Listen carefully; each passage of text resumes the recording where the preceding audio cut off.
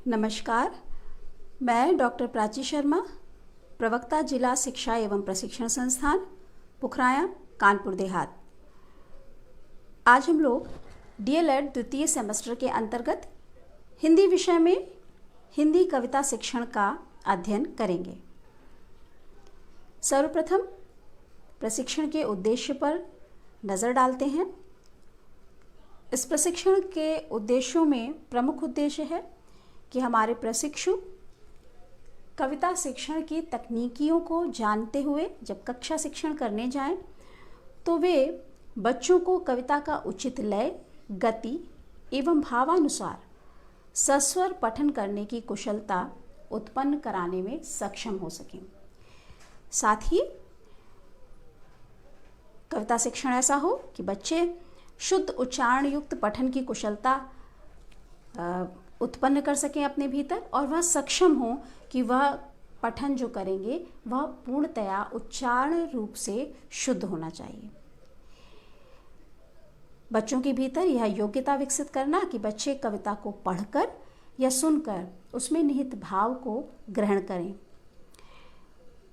और अपने भावों और विचारों को अपनी भाषा में वह पूरी तरह से आत्मविश्वास के साथ अभिव्यक्त करने में सक्षम हो पाएं। कविता शिक्षण के माध्यम से बच्चों की कल्पना शक्ति एवं मानसिक शक्ति का विकास होगा।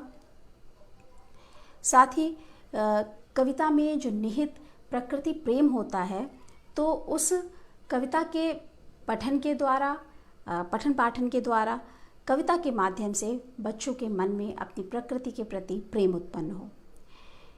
कविता के माध्यम से बच्चों के भीतर नैतिक मूल्यों का विकास हो और बच्चों का चारित्रिक उन्नयन हो, सृजनात्मक कौशल विकसित हो, बच्चे छोटी छोटी रचनाएं करने में रुचि लें और करने में सक्षम भी हो, तो उनका रचनात्मक कौशल विकसित हो। साथ ही हिंदी कविता के प्रति बच्चों के मन में प्रेम उत्पन्न हो, उन कविताओं को पढ़ने में, समझने में, कंठस्थ करने में उनकी रुचि विकसित हो। अब बात करते हैं कविता शिक्षण के अंग की। जब हम कक्षा में कविता शिक्षण करते हैं तो मुख्यतया कविता शिक्षण के 3 अंग होते हैं। नंबर 1 है पठन, नंबर 2 है शब्दार्थ कार्य या काठिन्य निवारण, और नंबर 3 है भाव विश्लेषण एवं सौंदर्यानुभूति। अब सर्वप्रथम जो अंग है हमारा वह है पठन। तो काव्य शिक्षण में पठन का महत्व सर्वप्रमुख है, क्योंकि कविता जो है वह सुन करके, एक श्रवणेंद्रिय के माध्यम से कविता का आनंद लिया जाता है, सुन करके कविता का आनंद प्राप्त किया जाता है। और शिक्षक यदि उचित लय, गति एवं भावानुसार कविता का सस्वर पाठ करेगा तो यह जो आस्वाद है काव्य का वह बच्चों तक अवश्य पहुँचेगा, बच्चों को आनंदित कर देगा। कक्षा में वातावरण जो है वह काव्यमय सृजित होना चाहिए। कविता का पाठ इस प्रकार से होना चाहिए कि कक्षा का जो वातावरण है वह काव्यमय हो जाए, काव्यमय वातावरण का सृजन हो जाए, और विद्यार्थी पहले शिक्षक के द्वारा पाठ सुने, उसके भाव को ग्रहण करें, उसके बाद सस्वर पाठ करें और आनंद में गोते खाएं। बच्चे कविता से इस प्रकार जुड़ें कि कविता शिक्षण में उन्हें आनंद आने लगे, कविता को पढ़ने में, कविताओं को याद करने में उनकी रुचि विकसित हो। और यह जो कार्य है काव्य पठन, यह दोनों तरफ से हो, शिक्षक के द्वारा भी हो और हमारे छात्र छात्राओं यानी शिक्षार्थियों और विद्यार्थियों के द्वारा, दोनों का सम्मिलित प्रयोग हो। पठन के प्रकार, पठन क्या है ये तो बात हो ही गई। अब प्रकार कैसे हैं, कैसे कैसे कविता का पठन कराया जाए कक्षा में। तो सर्वप्रथम आता है आदर्श पठन। शिक्षक काव्य का जो अंश है, कविता का जो अंश है, उसका पाठ उचित लय, ताल, गति, उतार चढ़ाव के साथ में शुद्ध उच्चारण के साथ आदर्श पठन करे कक्षा में। उसके बाद साझा पठन आता है। शिक्षक और बच्चे मिल करके कविता को पढ़ें, मिलजुल करके आपस में पढ़ें। जब कविता को मिल कर के पढ़ लेंगे, उसका जो भाव है वह शिक्षक बच्चों को बता देगा, बच्चे भाव ग्रहण कर लेंगे। कविता को एक बार आदर्श वाचन कविता का सुना है और दोबारा उन्होंने साझा वाचन किया, साझा पठन किया है और आत्मसात कर लिया है। जो निहित भाव है काव्य का उसको ग्रहण कर लिया है। तदुपरांत शिक्षक जोड़ों में पठन कराएगा, दो बच्चों के, तीन बच्चों के जोड़े बनाएगा और उनसे बच्चों को कहेगा कि कविता का वे पाठ करें।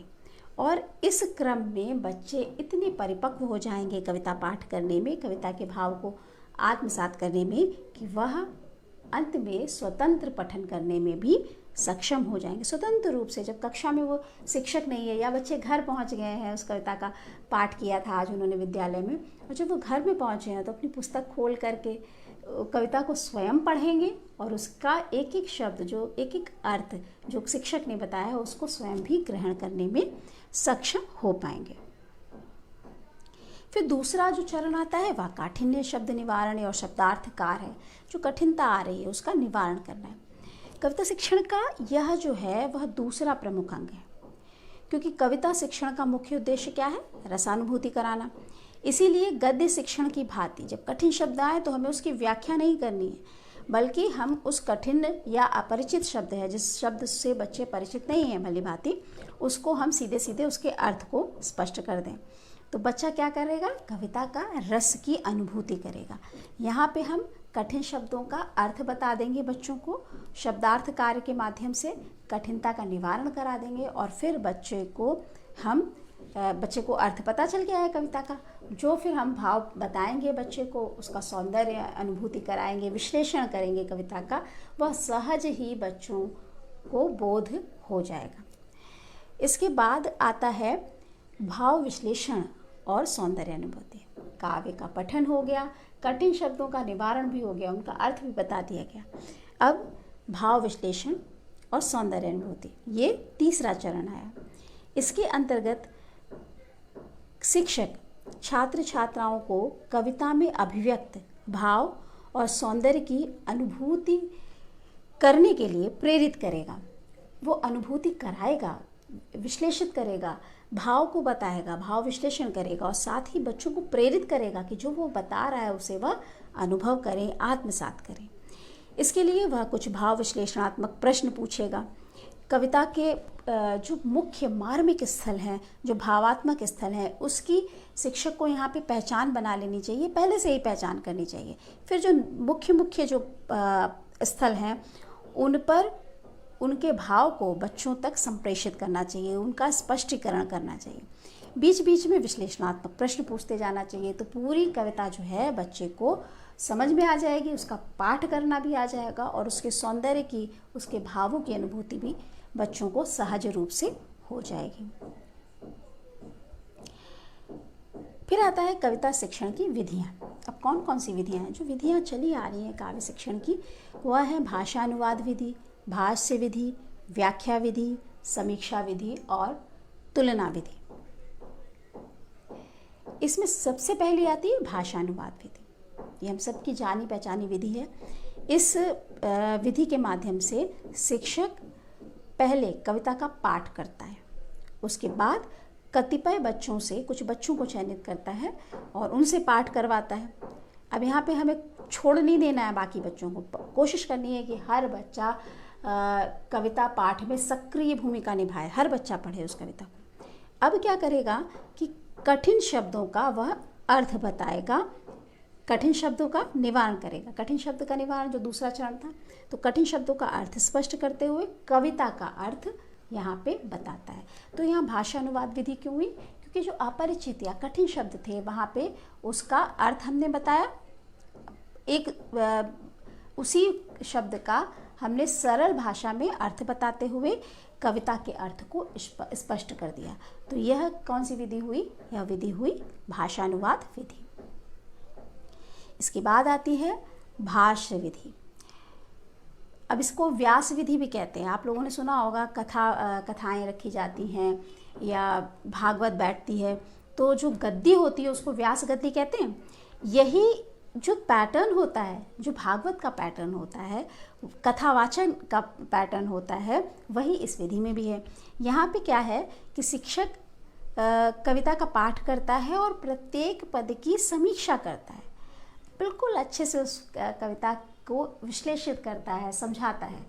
और ऐसे कहीं यदि प्रसंग आते हैं जो कि उससे जुड़े हुए कुछ ऐतिहासिक घटनाएं हैं, कुछ अंतःकथाएं हैं या कुछ दृष्टांत हैं, तो वो उन अंतःकथाओं, उन दृष्टांतों, उन ऐतिहासिक घटनाओं को वहाँ पर बताते हुए चलता है, समावेश करता है और कविता के अर्थ को, उसके भाव को स्पष्ट करता है। ये प्राथमिक जो कक्षाएं हैं उसके लिए उपयोगी नहीं है, क्योंकि प्राथमिक कक्षाओं की कविताएं भी बड़ी सरल होती हैं। लेकिन यदि मान लीजिए प्रकृति चित्रण है, सुबह उठने की एक शिक्षा दी जा रही है कि सूरज निकला चिड़िया बोली, इस तरह की है, या उठो लाल अब आँखें खोलो, तो इस तरह की जब कविता आ रही है तो वहाँ पे कोई ऐतिहासिक घटनाक्रम तो नहीं है, लेकिन शिक्षक उन मूल्यों की कि प्रातः काल में यदि हम उठते हैं तो क्या क्या फ़ायदे होते हैं, ये भी बड़े प्यार से समावेशित करते हुए इन दृष्टांतों को समझा सकता है इस विधि के माध्यम से।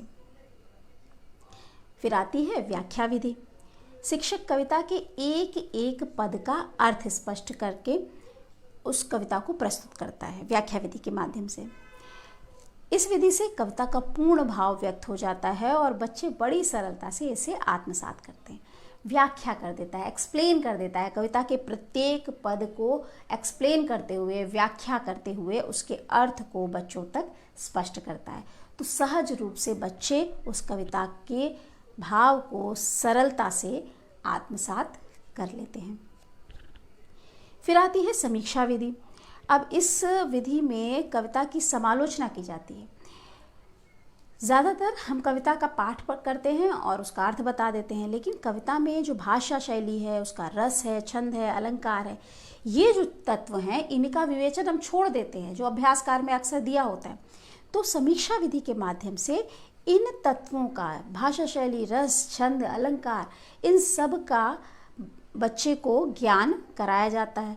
आलोचनात्मक रूप से उनका विवेचन कराया जाता है कि यहाँ पे हंसी आ रही है तो बच्चों ये हास्य रस की कविता है, ये अगर देशभक्ति से की कविता हम शिक्षक पढ़ रहा है हमारा, तो बच्चों को बताया कि यहाँ पे कौन सा रस है, ये वीर रस है, यहाँ पे देश प्रेम उजागर हो रहा है। तो ये सारे चीज़ों का, अलंकार कौन सा है, इन सब चीज़ों का, भाषा शैली कौन सी है कि अगर क्षेत्रीय भाषा में है, अवधी की कोई कविता है, मैथिली की कोई कविता है ना, तो इन भाषा शैली का भी विवेचन करते हुए, आलोचनात्मक विवेचन करते हुए शिक्षक समीक्षा विधि में बच्चों तक कविता को पहुंचाता है, पढ़ाता है। शिक्षक छात्र छात्राओं के लिए यहाँ पे पथ प्रदर्शक का कार्य करता है। ये प्राथमिक कक्षाओं के लिए बहुत ज़्यादा उपयोगी नहीं है, उच्च कक्षाओं में उपयोगी है, लेकिन फिर भी जो कविता के निहित भाव हैं, जो रस है, जो उसका भाव है, जो भाषा है, यहाँ पे हम थोड़ा थोड़ा बच्चे को ज्ञान इस विधि के माध्यम से प्राथमिक कक्षाओं में भी करा सकते हैं। फिर आता है तुलना विधि। इस विधि में कविता का स्पष्टीकरण कर दिया, कविता का भाव समझा दिया।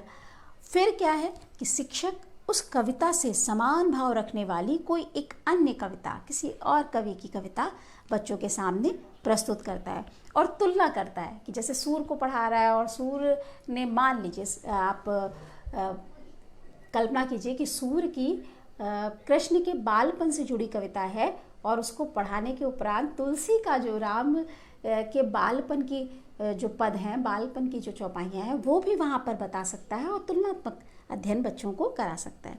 तो इस विधि के माध्यम से समान भाव वाली कविता उदाहरण के तौर पे बच्चों के सामने रखी जाती है। बच्चे कविता का भावार्थ, यहाँ पे एक और कविता भी बच्चों को मिल गई और बच्चे उस कविता के भाव को, उसके अर्थ को भली भांति ग्रहण कर लेते हैं।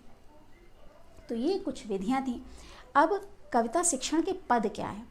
सबसे पहले पूर्व ज्ञान, बच्चे का पूर्व ज्ञान क्या है, उससे हमारी कविता को जोड़ना है, वो पूर्व ज्ञान से जुड़े हुए कुछ प्रश्न करने हैं।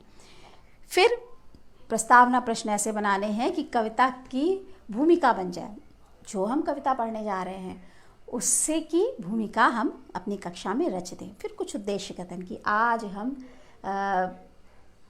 प्रकृति चित्रण की कविता पढ़ेंगे या आज हम देश प्रेम की कविता पढ़ेंगे, है ना।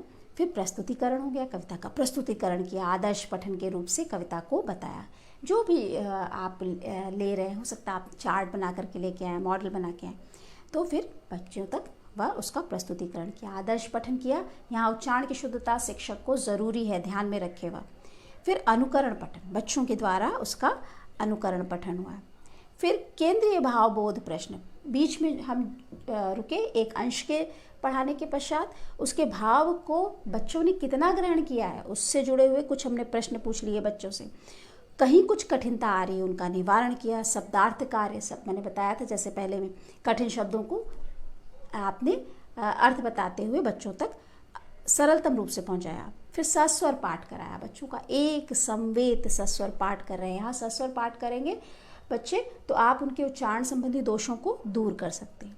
फिर भाव विश्लेषित कर दिया, भाव को बहुत अच्छे ढंग से आपने बताया बच्चों को, और उनके उस कविता के सौंदर्य की अनुभूति आपने बच्चों को कराई, बच्चे सक्षम हो गए। फिर स्पष्टीकरण किया कविता को पूरी रूप से, लास्ट में आपने उसको निष्कर्ष निकालते हुए स्पष्ट किया। और फिर पुनरावृत्ति प्रश्न, संपूर्ण कविता से आपने जो जो प्रश्न किए हैं, जो नहीं किए हैं, उन समस्त प्रश्नों को, समस्त पाठ को, कविता को जोड़ते हुए आपने कुछ प्रश्न बच्चों के सामने पुनरावृत्ति प्रश्न के माध्यम से रखे, जिससे कि आपको यह जानकारी मिल जाएगी कि बच्चों को कितना ज्ञान प्राप्त हुआ। कुछ कार्य दिया, असाइनमेंट, कुछ प्रदत्त कार्य दिया आपने कविता को पढ़ाने के पश्चात, और फिर उसका मूल्यांकन किया। ये मूल्यांकन कार्य और प्रदत्त कार्य कक्षा के भीतर भी हो सकता है, और उसके पश्चात आप गृह कार्य भी दे सकते हैं, जिसका आप अलग से मूल्यांकन कर सकते हैं। अब कुछ ऐसे प्रभावपूर्ण तरीके बताते हैं, कुछ ऐसे तरीके बताते हैं जिससे कविता शिक्षण जो है वह और भी रोचक और प्रभावपूर्ण हो जाए। इसके लिए हमें ध्यान रखना है, यदि कविता हमारी बहुत बड़ी नहीं है तो फिर छोटी कविताओं का हमें अखंड पाठ करना चाहिए, एक बार पूरी कविता का पाठ करना चाहिए। यदि कविता छोटी है, अगर कविता बड़ी है तो फिर हमें उसको टुकड़ों में विभाजित करके पढ़ना चाहिए, लेकिन कविता बड़ी नहीं है तो फिर अखंड पाठ करना चाहिए।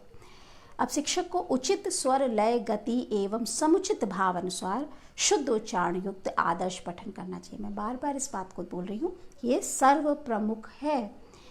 इसके बाद उच्चारण संबंधी जितनी भी अशुद्धियाँ हैं, यदि बच्चे उच्चारण के संबंधी अशुद्धियाँ कर रहे हैं तो उसका तत्काल संशोधन होना चाहिए, तुरंत संशोधन करिए, बच्चे को तुरंत अभ्यास कराइए। कविता के भाव को स्पष्टीकरण जब हम करते हैं तो हम बच्चे के मानसिक स्तर को भी ध्यान में रखें। जो हमारा स्पष्टीकरण हो, जो शिक्षक स्पष्टीकरण करे, वह छात्रों के मानसिक स्तर के अनुरूप होना चाहिए। कक्षा में काव्यमय वातावरण बनाए रखने के लिए भाव विश्लेषण और पुनरावृत्ति प्रश्नों के माध्यम से कविता का सस्वर पाठ अवश्य करना चाहिए। वातावरण सृजित रहे, बच्चे सचेष्ट रहें और सक्रिय रहें, इसके लिए बीच बीच में जब हम भाव विश्लेषण कर रहे हैं तो उससे संबंधित प्रश्न भी करते रहें। हिंदी कविता में जो भी निहित नैतिक मूल्य हैं, जो भी उच्च आदर्श हैं, उनको अपने जीवन में समाहित करने के लिए हमें बच्चों को प्रेरित करना चाहिए। कविता के केवल भाव को समझाना ही कविता शिक्षण नहीं हो गया, उसमें निहित यदि कोई आदर्श कथन है, यदि कोई मूल्य है, तो उसको भी हम प्रोत्साहित करें बच्चे को कि वह मूल्यों को, उस आदर्श को ग्रहण करे, अपने जीवन में उतार ले। उपयोगी कविताओं को कंठस्थ करने के लिए हम बच्चों को प्रेरित करें। इससे बच्चे जो है वो हिंदी भाषा साहित्य के प्रति उत्सुक होंगे, उसको पढ़ने के लिए, जानने के लिए, हिंदी भाषा साहित्य के प्रति उनकी रुचि विकसित होगी और कंठस्थ रहेंगे। कविता हमेशा हमारे ऐसे क्षणों में काम आती है जब हम अकेले होते हैं, जब हमें किसी समाधान की आवश्यकता होती है, ऐसे में हमारा जो साहित्य है वह हमारे काम आता है। तो बच्चों को कंठस्थ होंगी कविता, उनका गायन करेगा बच्चा। कविता शिक्षण के अंतर्गत पाठ्यगत शिक्षण लक्ष्यों की पूर्ति भी अवश्य करनी चाहिए, यानी कि जो हमारे पाठ्यगत शिक्षण लक्ष्य हैं, जो हमने लर्निंग आउटकम्स निर्धारित कर लिए हैं, उन सब की पूर्ति भी अवश्य होनी चाहिए। तो ये कविता शिक्षण था। आशा है कि आप सभी को यह कविता शिक्षण की विधियां जो हैं, हिंदी कविता कैसे पढ़ाई जानी है, ये समझ में आ गया होगा। आज के लिए इतना ही। एक बार फिर मिलेंगे हम लोग एक नए विषय के साथ में। तब तक के लिए धन्यवाद, नमस्कार।